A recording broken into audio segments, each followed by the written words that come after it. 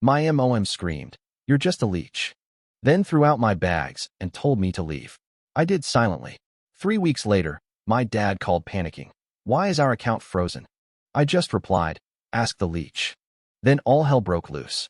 I, 24M, never thought the woman who raised me would call me a parasite, but here we are.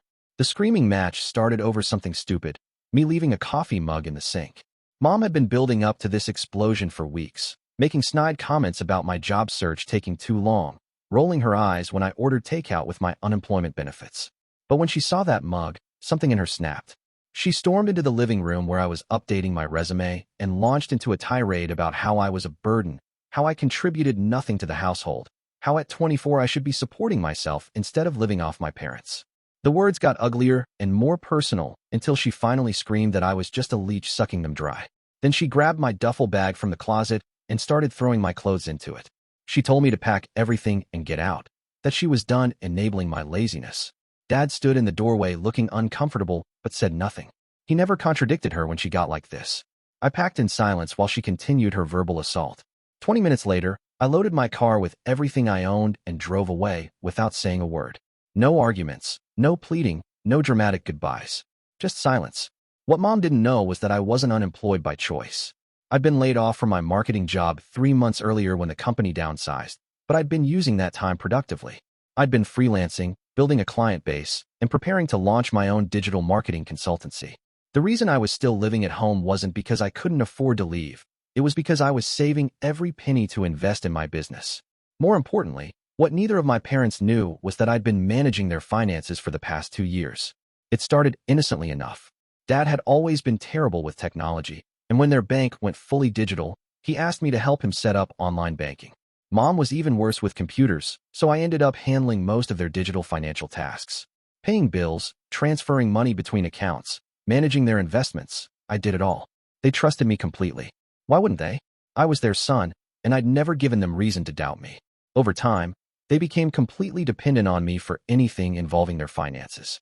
Dad would hand me his phone when the bank called. Mom would ask me to check their account balances and explain their statements. I had full access to everything. Their checking account, savings, investment portfolio, even Dad's retirement fund. All the passwords, all the security questions, all the authorization codes. They'd made me an authorized user on everything to make managing their affairs easier. After Mom threw me out, I drove to my friend's apartment and crashed on his couch. I spent the first week feeling hurt and angry, replaying her words over and over. But by the second week, something else started brewing, a cold, calculated fury. I began planning. First, I opened new accounts at a different bank. Then I started my business officially, filing all the paperwork and setting up the corporate structure I'd been planning for months. I used some of my savings to rent a small office space and bought the equipment I needed. But the real work happened on my laptop late at night. I systematically began transferring their money. Not stealing. Technically, I was an authorized user on all their accounts, and I made sure every transaction looked legitimate. I moved money between their accounts in ways that would trigger automatic holds and freezes. I scheduled transfers that would bounce due to insufficient funds. I set up recurring payments to accounts that didn't exist, knowing the bank's fraud detection would flag them. I was careful to make it look like either system errors or potential fraud rather than intentional sabotage. The bank's automated systems would freeze everything pending investigation, and without me there to help navigate the digital maze, my parents would be completely lost. 3 weeks after Mom kicked me out, my phone rang. Dad's name flashed on the screen. His voice was panicked when I answered. He explained that their accounts were frozen, that the bank was saying there was suspicious activity, that they couldn't access any of their money. He asked if I could help them figure out what was going wrong. I let him finish his explanation, then calmly told him to ask the leech. The silence on the other end lasted so long I thought he'd hung up. Then he started trying to explain that Mom hadn't meant what she said, that she was just stressed, that they needed my help. I hung up. Mom called an hour later. She was crying, apologizing, begging me to help them. She said she'd said terrible things she didn't mean, that she wanted me to come home. I told her I was busy building my leech empire and hung up on her too. Update 1.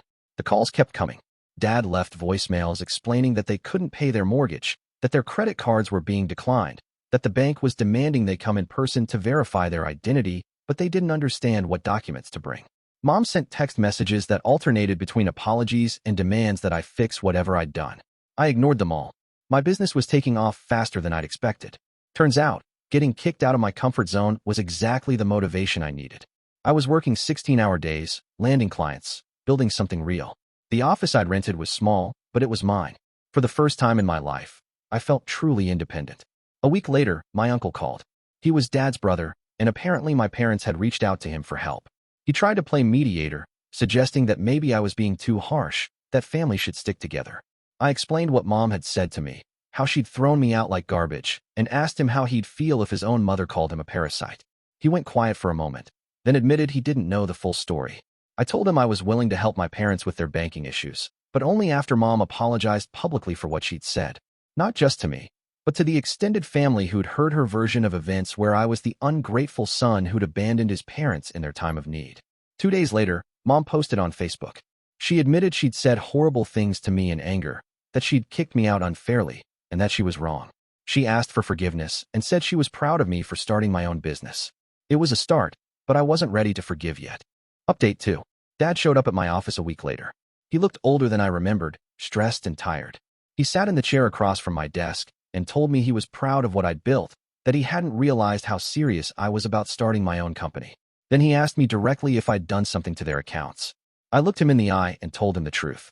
I explained exactly what I'd done, how I'd used my authorized access to create a web of transactions that triggered the bank's fraud protection systems. I told him it was all reversible, that no money was actually missing, but that untangling it would require someone who understood their digital banking system. Someone like me. He asked why I'd done it, and I reminded him of every time Mom had belittled me, every snide comment about my work ethic, every time she'd made me feel worthless. I told him how it felt to be called a leech by the woman who was supposed to love me unconditionally. Dad sat quietly for a long time. Then he told me he should have stood up for me, that he'd been a coward for letting Mom say those things. He apologized for not being the father I deserved. That got to me more than I expected. Dad and I had always been close, but he'd never been good at standing up to Mom when she got angry. Seeing him take responsibility for his part in what happened meant something. I told him I'd help them sort out their accounts, but things couldn't go back to how they were before. I wasn't moving back home, and I wasn't going to be their unpaid financial manager anymore. If they wanted my help, they'd need to pay me like any other client. He agreed immediately. Update 3. It took 2 days to untangle the mess I'd created. I had to walk my parents through every step, explaining how their online banking worked, teaching them to manage their own accounts. Mom was subdued the whole time, clearly embarrassed by how dependent they'd become on me. When we finished, she asked if I could forgive her. I told her I was working on it, but that trust takes time to rebuild. She nodded and said she understood. Dad hired my company to handle their investment portfolio management, a legitimate business arrangement with a proper contract and monthly fees. It felt good to have them as clients rather than just being their son who fixed their problems for free. 3 months later, my business had grown enough that I hired my first employee. 6 months after that, I moved into a bigger office. Mom and Dad came to the ribbon-cutting ceremony, and Mom brought a cake she'd made herself. She pulled me aside that day and told me she was sorry again, but this time it felt different, more genuine. She said watching me build something from nothing had made her realize how wrong she'd been about my work ethic and ambition. I told her I forgave her, and I meant it. The relationship with my parents is different now. Better in some ways, more honest. They respect my independence, and I've learned to set boundaries. We have dinner together once a week, but I go home to my own apartment afterward. Sometimes I think about that night Mom called me a leech and threw my bags at me. At the time, it felt like the worst thing that had ever happened to me. Now I realize it was exactly the push I needed to stop playing it safe and start building the life I actually wanted. The frozen accounts were just the catalyst.